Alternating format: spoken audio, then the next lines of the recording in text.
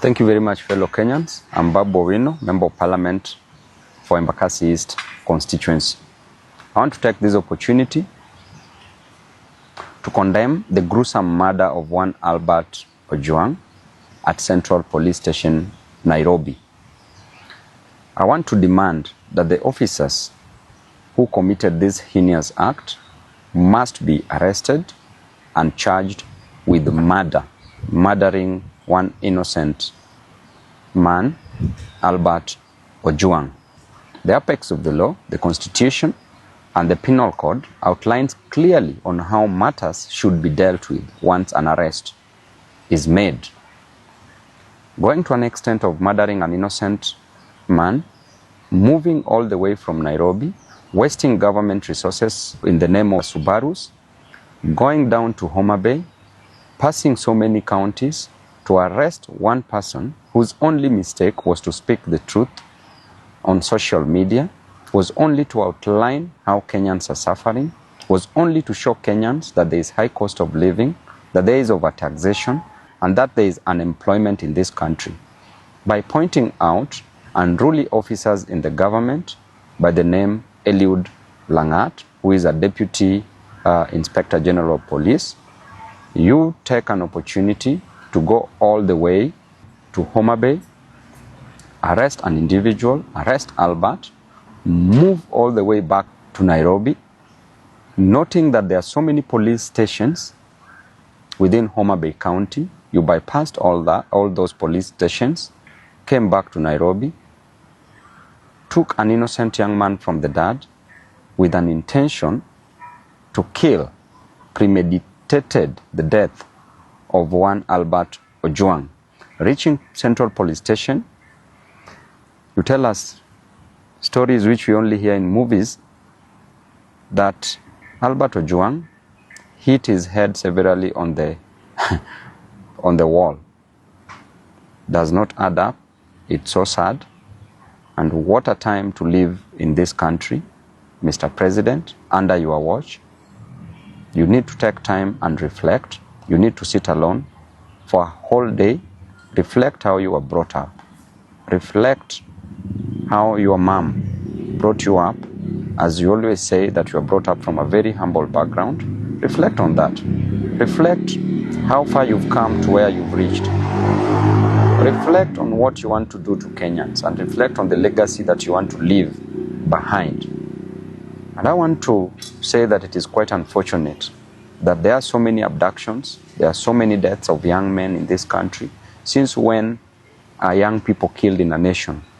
Since when are the Gen Zs killed in different nations? Since when? It is only in Kenya that these things are happening. And it is happening because these young men are demanding for justice, social justice, are demanding for their rights. And the extent that we are going as a nation is so wrong because under your watch as the president, so many deaths are occurring.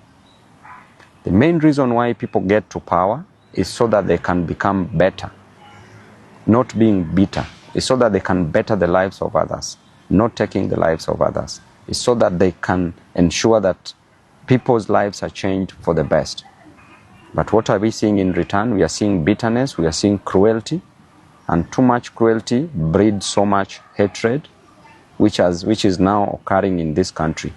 I want to inform the government that nobody will fear you. You cannot spread fear to a person who has nothing to lose, a person with no jobs, a person who experiences overtaxation, a person who experiences high cost of living, high cost of education, high cost of health. You cannot make such a person be fearful. And therefore you need to change your strategy because they have nothing to lose but just the chains that are tying them tightly. And I can assure you that within no time, there will be serious actions in this nation because people are hurting, people are going through a lot, people are depressed. And this death of Albert Ojwang should not just be a statistic. Kenyans should note and take mental note and take action against any other person who might come for their lives.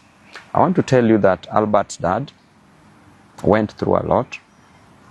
As he said yesterday on media, that he spent 20 years going to a quarry, mining stones, not precious stones, but normal stones for construction, kokoto, just to educate Albert. Went through a lot in life to educate Albert. Then Albert graduated, became a teacher, had a 1-month-old child, a young family, a wife left behind, just for you to come and take the life of this innocent soul. We are watching you keenly. As a leader, I will speak my mind, and I will never give you the key to my brains.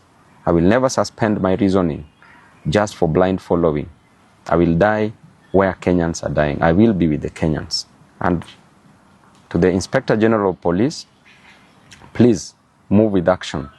By now, it would be an honor if you would have resigned. But because of greed for power, I know you won't. So what you can do is to take action against these culprits who have taken the life of an innocent young man. Thank you and God bless you.